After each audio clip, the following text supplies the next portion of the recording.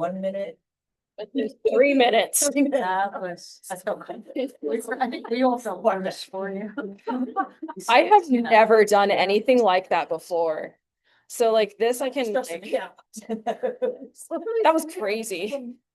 Talk to the department is the most another thing for me than giving a conference Yeah. talk. It's just something Well, that's weird true. about or something. Yeah. Like, you know. I think the more you Oh, know your yeah. audience, the more nerve-wracking. That's actually true. That is I found that. Yeah. I did the Okay. same. And Yeah. where is mouse? There's the mouse. Coordinate with the other. Notebook, but I remember.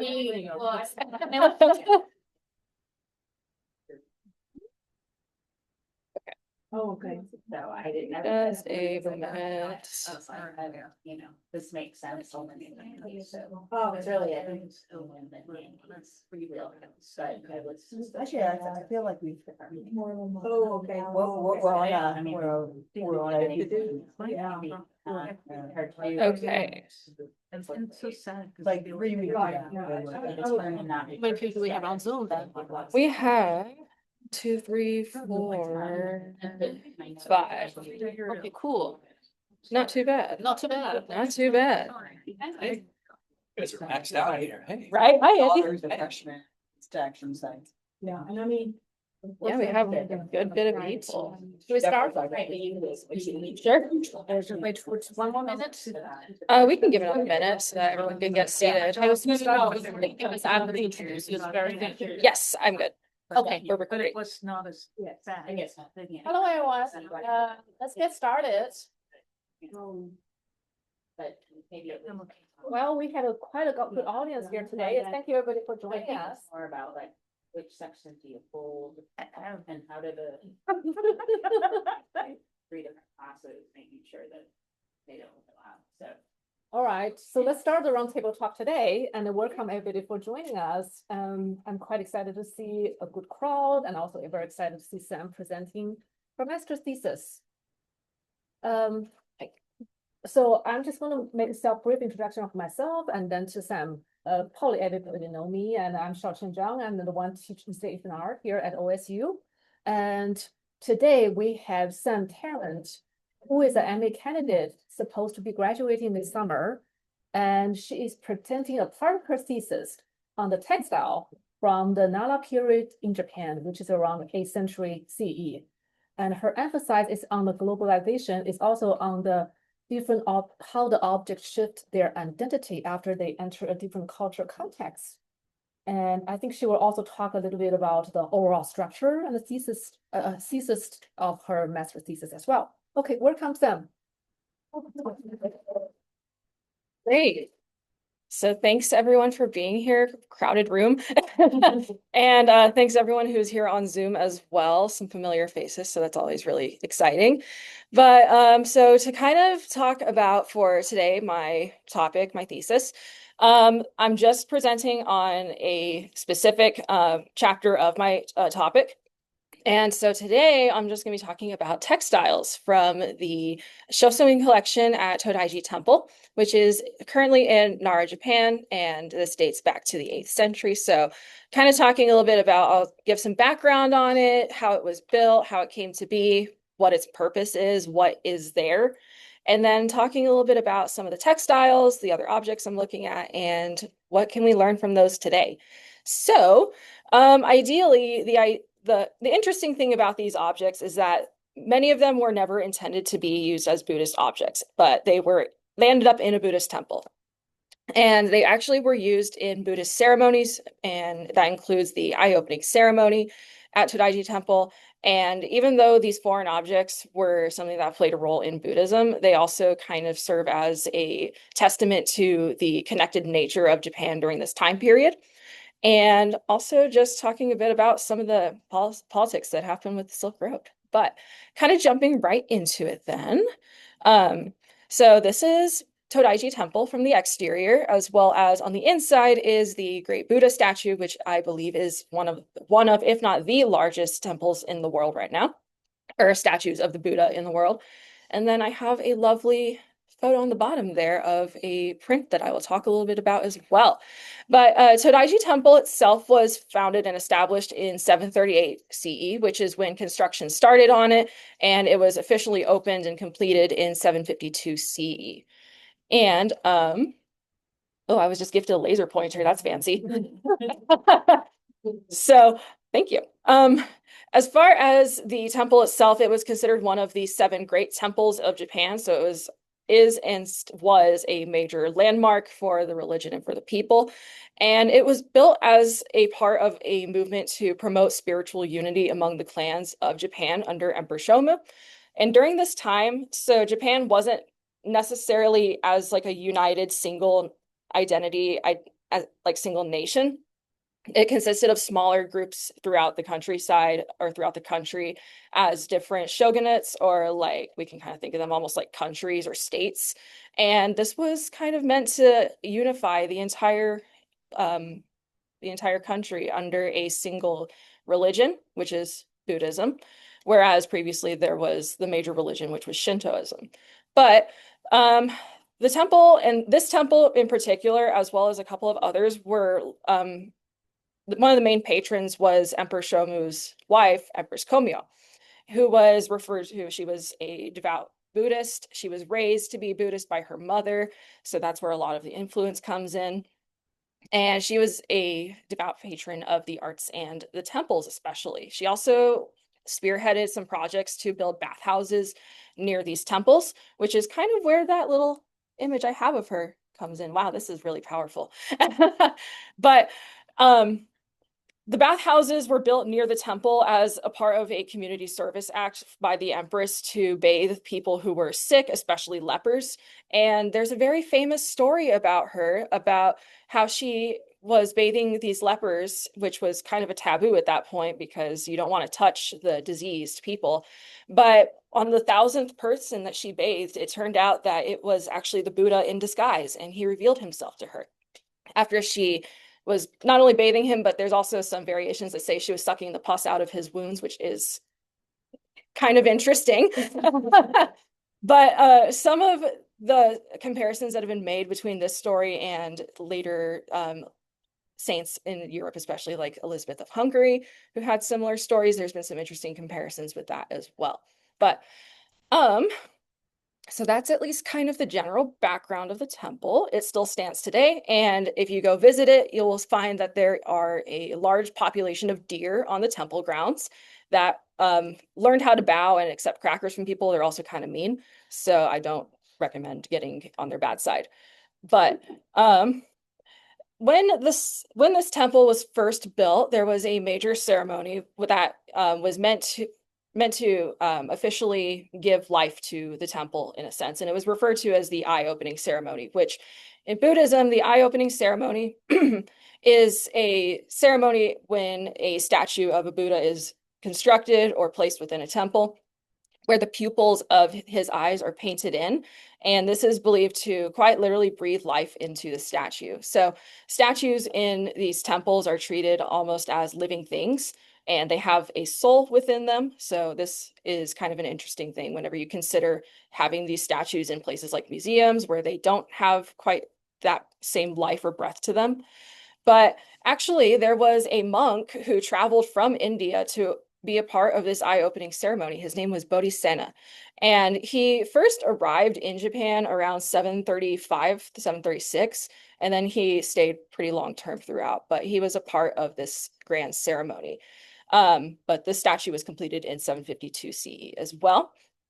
And there was a really large crowd of people that came to this event. So there was a lot of monks, obviously, and there was even some common people from the countryside who attended the event.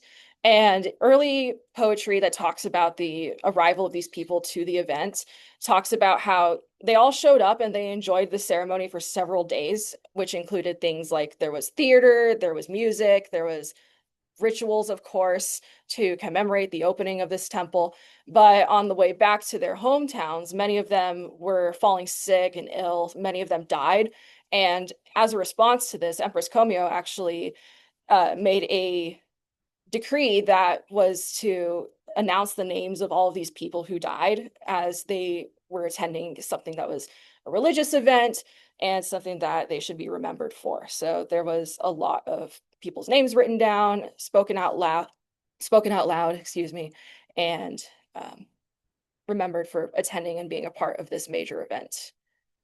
So, unfortunately, a couple of years following the opening of the temple, Emperor Shomu dies in 756 AD, and his daughter, who became known as Empress Koken, began to take over in his stead. There's several translations actually of Komyo's writings, such as this one actually is one of her writings specifically. She was very into calligraphy. But some of the translations of these writings are of her telling about the 49 days following Shomu's death, and she describes that there is a deep sorrow and pain that she felt when she looked upon some of the personal objects that her husband collected in his life. And these objects were donated within 3 phases to the Buddha at Todaiji Temple. And these objects were stored and sealed away in the Shosuin storehouse, and these were on the grounds of Todaiji Temple, and they remained there for hundreds, thousands of years because they were not touched, they were hardly interacted with by the monks, and they were kept tightly sealed because these objects are and were considered property of the imperial household, which meant that there is very few people who get to see them, get to actually catalog them and work on them until about the 1800s, when during that time there was a couple of scholars who went in and they got to look over some of the objects. There was also some destruction of the textiles that occurred and some of the sutras as well. They were going into these objects and cutting out little pieces of them and cataloging those individual pieces, which I'll talk a little bit about that conservation effort in recent years as well. But this particular bequest to Todaiji Temple it specifically is not just talking about the deep sorrow and pain that Komyo felt in looking upon the objects of her deceased husband, but also some of these catalog specific objects that she is giving to the temple as well. But the collection overview itself is massive. There are over 9,000 objects in total and over 5,000 textiles and textile fragments in the collection as a whole. Obviously, I am not looking at every single textile because that would be a monumental task, but also because many of these pieces are actually from a single banner, you can have 10 or so pieces, and those are cataloged as individual items as opposed to one singular banner in the collection. But so that because of that, every year there's new objects that are cataloged and restored, which also kind of leads to that changing number in objects. So about 10 years ago, it was somewhere around 6,000. Now we're at about 9,000. And as I've kind of mentioned before, the access to this collection is quite limited. And because it's kind of held under tight lock and key with the Imperial Household Agency to preserve some of the objects that are still in the collection in whole, there's not very many people that get to interact with them. But whenever we do get to see them, it's very exciting and very informative. We always learn something new about these objects. But within my own specific research, I've kind of divided up into 4 main categories that I'm looking at. So I'm going to be looking at ceramics and metals, textiles, there's musical instruments and theater, and some sutras and medicinal items as well that are worth taking a closer look at. Because everywhere that we look in this collection, there's always going to be some kind of influence from foreign lands, foreign nations, what have you. But for the sake of today, we're just going to talk about the textiles. So this is probably one of my favorite textiles in the collection right now, which is Animals and Men Under a Tree from the 8th century. And this is from the Sasanian Empire, which would be in Persia. But just within the collection, there's well over 5,000 textiles, and many of them are fragments, as I've said before, and many of them actually following World War II. There's been efforts by the Nara and Tokyo National Museums to restore these textiles to their former glory. So there's been a lot of people who have, like artisans, who have gone in and recreated them using some of the original techniques in silk weaving, some of the original colors and dyeing techniques. So while we have fragments, we are still able to recreate what they may have looked like to the average viewer during that time period. And interestingly, some of these textiles, as I've mentioned briefly, were used as either tablecloths or banners in the eye-opening ceremony. So during those Buddhist rituals, these were used as items in that context, which I find especially interesting because these are not items that were made. The Sasanians were not thinking about Buddhist rituals when they were making these textiles, but that's where they ended up. And many of these, which were made by the Sasanian Empire, I'll have a map in just a second to kind of show where that is. But many of the craftsmen after the fall of the Sasanian Empire, a little bit later into the 700s, would migrate and move into China. And some of their royal family would actually marry within the Chinese imperial family as well. But many of these artisans of textiles from the Sasanian Empire settled in southern China, which is kind of in that area near Guangzhou, which would lead into trade routes into Japan. But many of their works and textiles were in high demand at the time, and their work was, they found a market for their work, essentially. But as far as how Shomu came into contact with these objects, many of them were likely diplomatic gifts from overseas between nations, or gifts from other rulers, other craftsmen, merchants, what have you, as they moved their objects from most likely Tang China or Korea into Japan. But as we will see here, there is a very complicated network of trade routes that brought these objects into Japan, all the way from as far as we're looking at Rome, we have the Byzantine Empire in this region, you have North Africa, Egypt, etc. And then Sasanian Empire is this huge block right here in the middle, which has several expansions that go out further over time as well during their existence, which therefore meant for a very long time they were in control of the price of silk for coming in from China. China kept the silk trade and their methods of weaving under tight wraps. They didn't want that information going out because they wanted to maintain control over that market and over that technique. Obviously, hundreds of years later, someone would smuggle some silkworms into likely the Byzantine Empire, and that's where silkworms were introduced into Europe.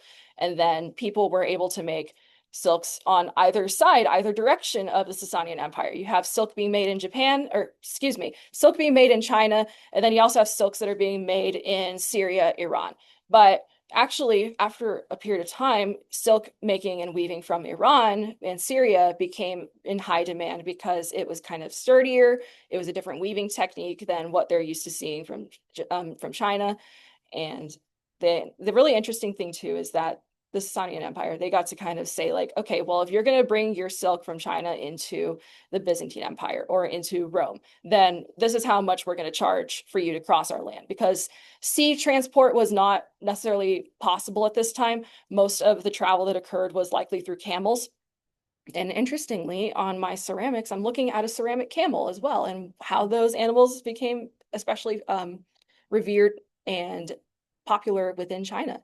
But anywho, so that's kind of the overview of the routes and the politics that occur with it. But there's also actually some wars that take place in response to silk trade. So I'm looking a little bit further into that as well in my research. But when looking at some of these motifs that are present in the objects at Todaiji Temple, there's a very strong resemblance to the original Sasanian textiles.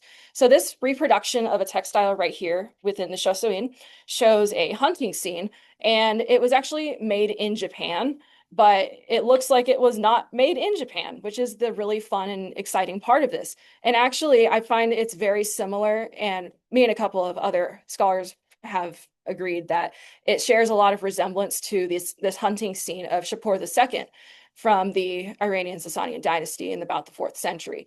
And this image of the Persian king hunting on horseback was kind of a mass-produced image during that time. So this was a very common image to be found in that area. And other kings would be appropriated and changed to be in that same hunting pose as like the display of power. There's some hints of divine rulership present in the headpiece that he wears as well. So it really is a powerful and beautiful image. And I love how it's been at least carried over into Japan and kind of reinterpreted, understood in a different light as well. So a lot of what I'm researching and going into is studying where those connections happened between the Sasanians in their original homeland and even as they moved into China and Asia, and then how we have those artisans making their market in Japan especially, and how they got to the Shosoin. So those are some of the older background history, some of the further analysis that I'm going into with a lot of these objects, but I'm also interested in the recent conservation efforts that have happened. So what's really exciting is that since World War II, we've had access to these objects. So it kind of came through a series of events. I would almost call them unfortunate events, because following the bombings that occurred in Japan, there was a true fear of these objects in these temples being destroyed and lost to history forever. So at this point, some of the monks took these objects out of the Shosoin for the first time in a very long time. They broke the seals. They took these objects and moved them into Tokyo to the National Museum where they could be protected, at least better protected than what they were. And because of that, this allowed people the opportunity to look at these objects more closely and in full. And because of that, there's actually a scholar from the US who was the only Japanese art historian at the time. And I apologize because I cannot remember his name. But he was one of the people who went to the Japanese government, especially, and said, hey, like, why don't we put these out on exhibit and so people can learn about it? And this became a really important exhibition pretty quickly. The first exhibition began in 1947 following the end of World War II, because Japan during this time period had a very they were essentially demoralized by the loss of the war. There was a lot of feelings of, well, where do we go from here? How do we look to our past to understand our cultural identity? And where do we go from here? How can we find strength in our community once again? And this was a really great opportunity for that, actually. So these objects, even up through today, they're held on exhibit annually at the Nara National Museum, usually in late autumn, so end of October, early November, and they're only on display for about 2 weeks. So it's a very limited time period. It is truly what I would describe a blockbuster exhibition, because there are so many people who line up and wait for this every single year. And many of these objects that are presented in this exhibition every year, this is sometimes the very first time they've been displayed or seen for hundreds of years. There's a couple of objects. So there's things like this biwa lute right here up in the top corner that make a pretty frequent return each couple of years. This tile, I believe, is also a pretty common one that pops up. But there's usually the musical instruments are the popular ones for a lot of reasons, but actually this particular lute it's a reconstruction of an older one, but it took artisans who were restoring it about 8 years to finish it. So it took a whole lot of time. It's made of sandalwood, some beautiful mother of pearl inlay. And you can't see it very well, but on the other side of it, there's this really beautiful image of a camel on it as well. And this is a object or instrument that would have originated from Tang, China as well. So again, kind of interesting when you consider camels are not from China, but how do they end up in their arts and how do they end up in Buddhist temples? But after these objects are on display, scholars are sometimes seeing these objects as well for the first time each year and every year. That's why I say we are learning more every single year about it. And I really love the image on the bottom left here, because that is actually the current emperor and empress of Japan looking at the objects. And they actually gave a short little statement in this most recent exhibition in 2025. So they got to look at the lute, and this particular lute is referred to as the red sandalwood 5-string biwa lute with mother of pearl decoration. And as it says, takes about 8 years to finish it. But the emperor said it was amazing and it was beautiful. And I think it shows how touching it is to see the imperial family so in touch with this culture and these objects that are a part of their own heritage after all of this time that passes. So what has allowed many of these objects to survive actually is in part due to the architecture of the Shosoin building itself. So the Shosoin is, as I've said, it's basically a storehouse. Pretty much every temple on the grounds of like a Buddhist temple in Japan at least has a storehouse similar to this, that they store ritual objects of certain kinds, other treasures, what have you, things that they want to keep protected. And the particular style of architecture is called Azekura Zukuri, which is literally, it's a series of interlocking logs that allows not a whole lot of airflow into these buildings. And because of the nature of the wood and how it reacts to different temperatures, different humidity levels, the wood is allowed to expand and contract depending on the weather. So that also kind of further prevented any excess humidity or elements coming inside. So a lot of the objects, even though they've been sealed away for a very long time, they are in really pretty good condition, save for the textiles, because silk is such a delicate fabric and it's a organic material made from silkworms. So it's going to degrade no matter how hard you try to preserve it, unless it's kept between glass panels, which many of them are today. But let's see. But yeah, that's at least how the preservation has led up to this point. Now, many of these things, I believe, are in national museums where they are carefully taken care of by curators, preservationists, etc. And this is what the storehouse itself looks like. And I forgot to mention that because it's also up on those stilts that lift it up from the ground, that also allows airflow kind of over and under and around the building itself. So it stays nice and ventilated and cool.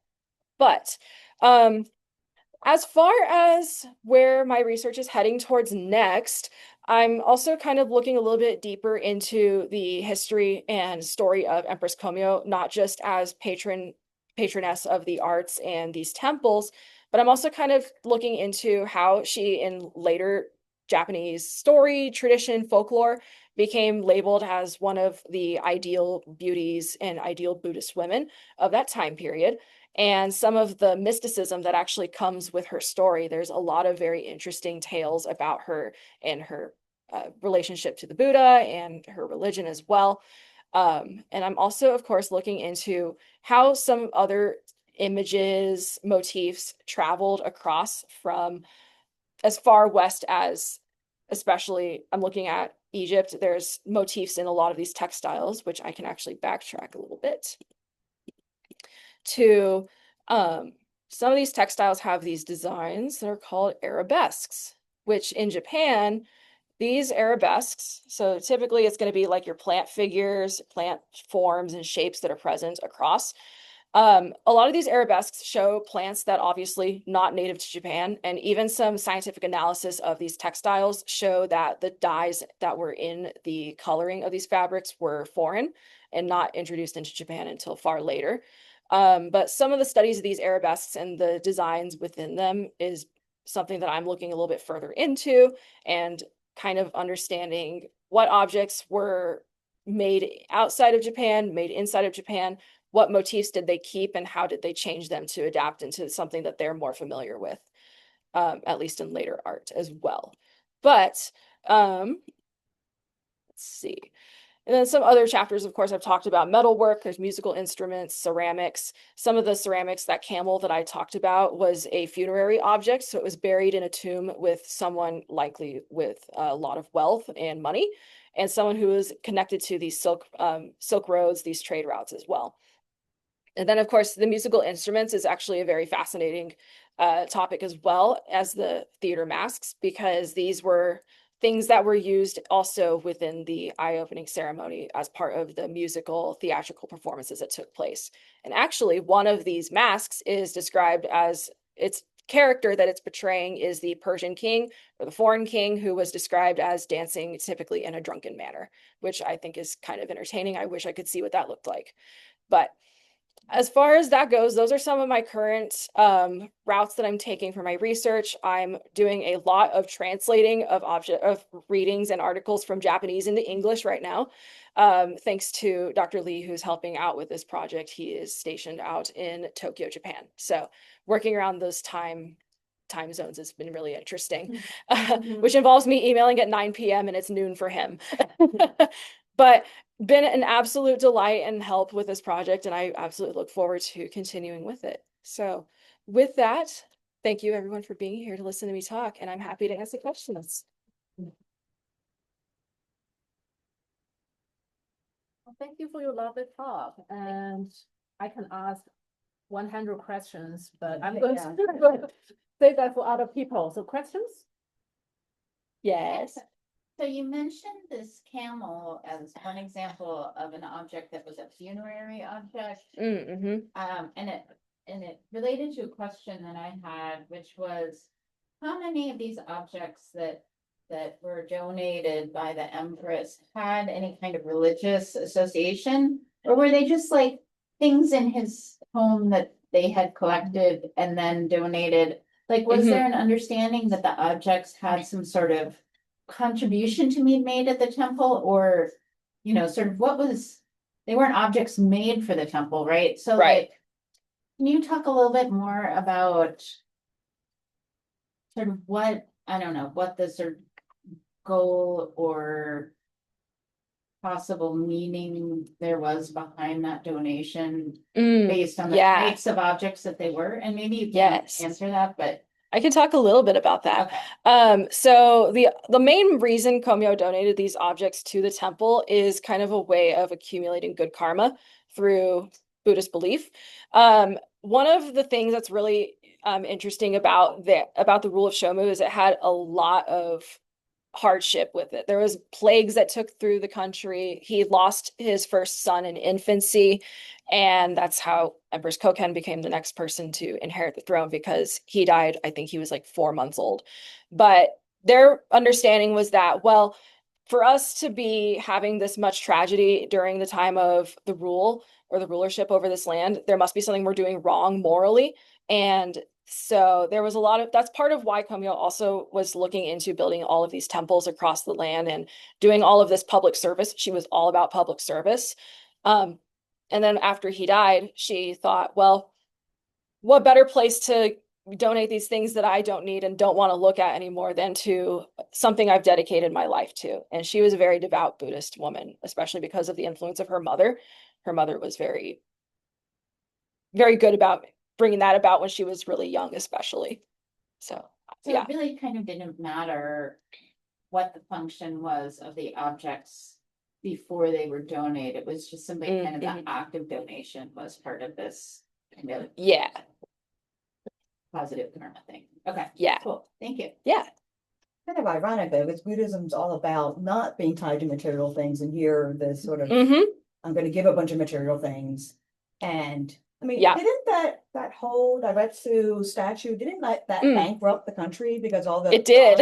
I mean, so there's It was clear extremely, political, you know, the political side of that whole action and the Yeah. eye opening ceremony. There was more, wasn't about from what I understand about religion. It was more about politics. It was definitely a political move, especially trying to demonstrate his power over the people, especially. And actually, that's something that Dr. Zhang and I have been talking about is that differentiation between like different titles for emperor, because there's different translations and different connotations to that, which is Tenno and Tenno for Shomu, and Tenno, also 20 okay. years before him is Okini, like a king. So he Okay. was actually part of the transformation from the kingdoms to a empire. Yeah. So it did bankrupt the country, and a lot of people died when they attended this. Yeah, why was that? You mentioned people died on the way home. What was that? Starvation. Many of them were weak peasants who just showed up to the event because they wanted to be a part of it, but because they usually were traveling by foot across the country, and on the way back, they just didn't have anything left in them to keep going, basically. So there was the poem that I was reading about it was pretty dark because it talks also a lot about like there was the court officials who went out on these roads that the people were taking to come into the land, and they had like literally, you know, bring out your dead, come picking up the bodies kind of thing, and then returning them to their families. Wow. It was gruesome. I have a question, but I just have like, when you were talking about her Yes. and like cleaning the lepers and stuff and sorry guys, so not the class. I was gonna say, I feel like I know where you're going with this. I was immediately gonna say Saint Catherine of Siena did the same. Yeah. And so I was wondering if you like read about her doing that. Of course I have. I love Catherine of Siena. But a lot of what I've been reading too has been comparing her with Elizabeth of Hungary specifically, which I thought it was kind of interesting. They're comparing just those two rather than like a couple of other saints, because saints in Europe, especially dealing with like lepers and touching lepers, is such like a common thing that a lot of them did it. Like Saint Francis of Assisi was known to do that as well. But that's one thing that I found really interesting. I'm trying to find a good way to kind of bridge those gaps as well, because like the idea of leprosy and illness in Japan was not all that different from how it was understood in Europe either. It was kind of like a moral thing, like, oh, well, if you have it, like, don't touch them, or you must have done something like to inflict this wrath upon yourself. Yeah. I was half expecting you to recommend something by Caroline Walker Bynum. Oh, I was gonna say, holy feast, holy fast. Holy Feast, save Holy the Fast. day. Yep. It's that every day. Every day. It's my life. Yeah. I get it. I totally get it. Other questions? I have a question. Yeah. So I want to make sure I'm understanding.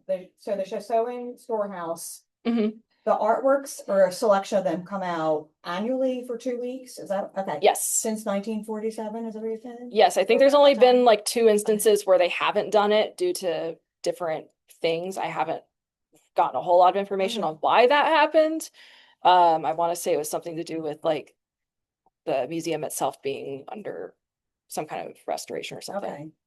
I'm just curious why it's so limited. Is it because of obviously the fragility of some of the objects there? Yeah. But is it the cost of mounting the show? Is it something more, again, not the fact of politics, but is it something about control or, I was just curious why it's so limited and what's here. Yeah, I think the fragility is a really big part of it, but that also is like they've been doing a lot of restoration work. So a lot of the things that we see in these exhibitions are either like fragments or recreations of these things with the fragments alongside them somewhere.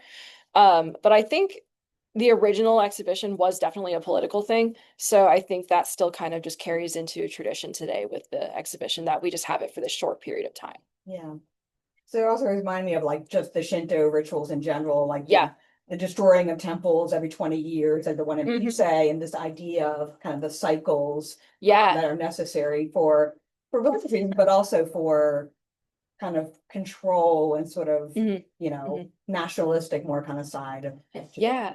And I know Todaiji, I don't think it ever was like deconstructed, reconstructed, other than like it was set on fire like twice in the past. So but more the Shinto shrines. yeah. And there's a really interesting overlap between Shintoism and Buddhism that's unique to Japan as well, because the belief of beings like kami is a thing in Shintoism, which is like the gods and deities, and that kind of eventually crosses over to mesh kind of beautifully with Hinduism, or not Hinduism, excuse me, Buddhism. And there's a lot of like a unique atmosphere to these temples compared to like if you go to the same Buddhist temples of this sort in places like China or even like in India. Right. So, yeah. I was wondering about the same thing, actually, that limited thing. It seems like it creates demand in a way. Absolutely. Blockbuster exhibition, it's Mhm. blockbuster, we only got 2 weeks. But I was actually wondering about something else, the Sasanian plate and the image transfer to, or the image inspiration to the textile, was it? Woo. Where is it? Yeah, There it here. is. As I was looking at the comparison, certainly the characters are the same, but the animal being hunted is turned away in the plate, and it's turned toward the hunter in the textile. And I was wondering if there's a significance to that. Is that like what accounts for the changes between the images? Yeah, so the change, at least in between the 2 images, I haven't found quite a lot of information of that, other than because the image of the Persian king himself was kind of a mass-produced one. There's several different variations of it. Sometimes he's hunting lions, sometimes he's hunting ibexes, like rams and like those kind of animals. So the animal itself also changes pretty frequently, but the ibex especially is one I'm kind of trying to dig a little deeper into, because the ibex is seen not just in the text, like in the metal prints themselves, but they also show up quite often in some of the textiles as well. Actually, I think I have a little preview of one. Yeah. So this is just some samples of some other textiles in the background that I included at the show. So deer are pretty common, but the ibex as well. And then this motif of the tree in the middle of these textiles as well. there's a lot of connection to Sasanian beliefs. They particularly practice Zoroastrianism, which kind of looks at things. So there's the tree, which is believed to be like the symbolic tree of life, so to speak. And then the different animals have their own different meanings as well, at least in that context. And then it's kind of interesting to see like how they move from being that like other religious cultural identity into being moved into Japan as well, and then being used in a Buddhist ceremony. Because I don't know how much the Japanese people at least would have known about Zoroastrianism. Other questions? Also in Buddhism, are you not supposed to hunt and kill animals? I believe so. A lot of Buddhists are vegetarian, right? Yeah. Yeah. So that's kind of interesting that that motif is being used here. Again, it seems like it's not. Yeah. I did not consider that. Hunters are pretty translatable Mhm. subject matter, like they work for all these different cultures along the Silk Road. And Mhm. so maybe one of the reasons this particular subject matter is so popular Mhm. and appears in all these different contexts is because it sort of resonates with all of those different, so regardless of religion, language, etc. Mhm. Like you understand what that scene is, The universal nature of visual culture is so fascinating. Does anyone have questions Um, in Zoom? Yes. Zoom people, if you have questions, this is your chance. Because I'm gonna ask 3 questions after that. You are, okay.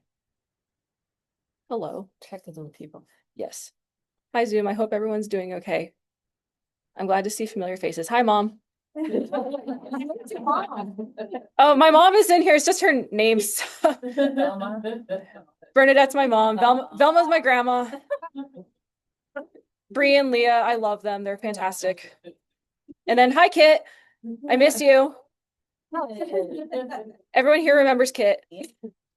I think just about most of us, but Any question from Zoom? do we? Heart reaction, thank you. I don't think we have anything on Zoom. I could be wrong. Why is this? I'm trying to find the chat box. Where is it? Okay, I'm gonna stop sharing screen real quick. Actually, no, never mind. There it is. Chat is empty. All right. Chat is dead. Sorry, guys.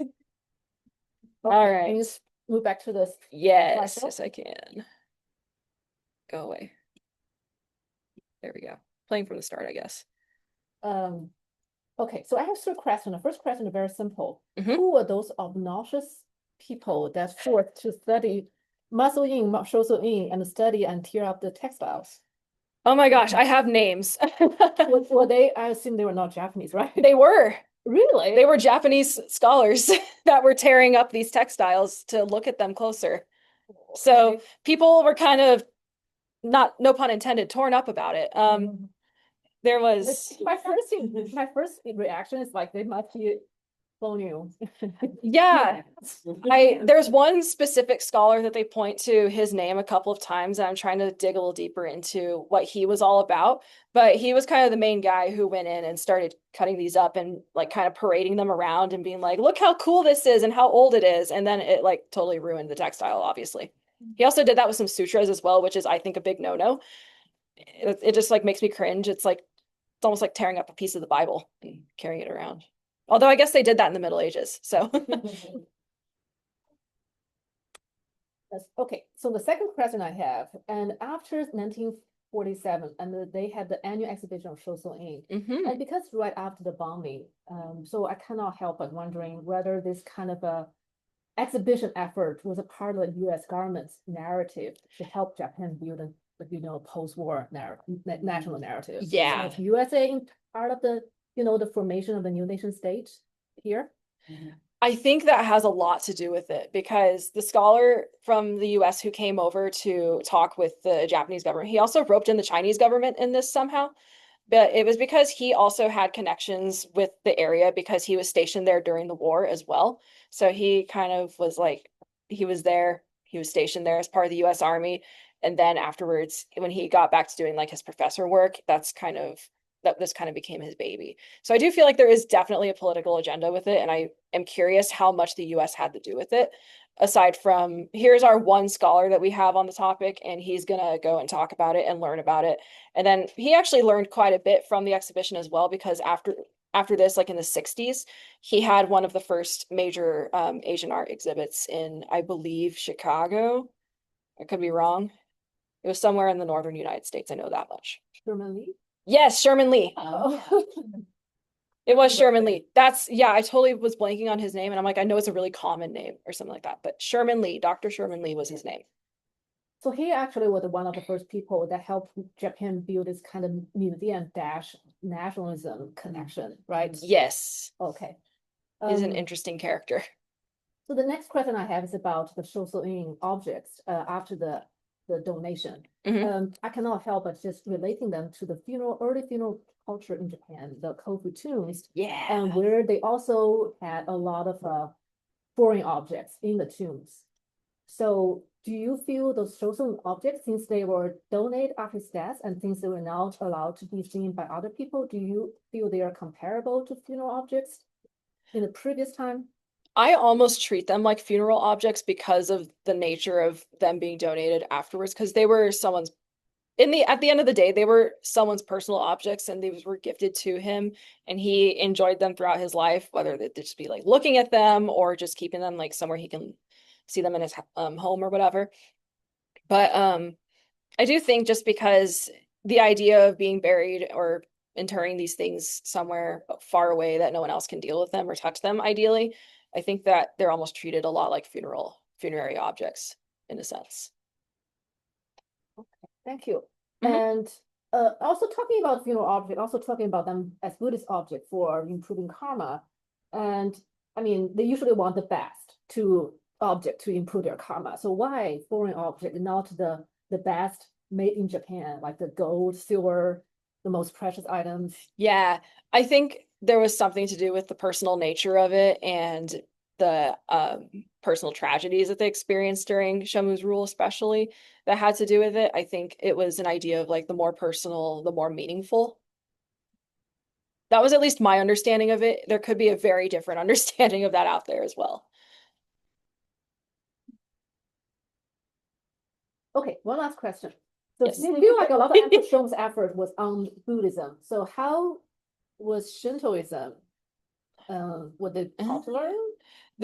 Or they were kind of a side, brought back to the side? My understanding is that they kind of coexisted with each other pretty peacefully for a while, and then it was kind of like we'll do our thing and you do your thing, but we really would prefer if you did our thing, because we want everyone to be kind of unified under this this doctrine, if you will. And it wasn't until I think there was a couple of instances like a few hundred years later where there was like some legitimate clashes between Shintoism and Buddhism as well that led to some like scuffs, war outbreaks, that kind of thing.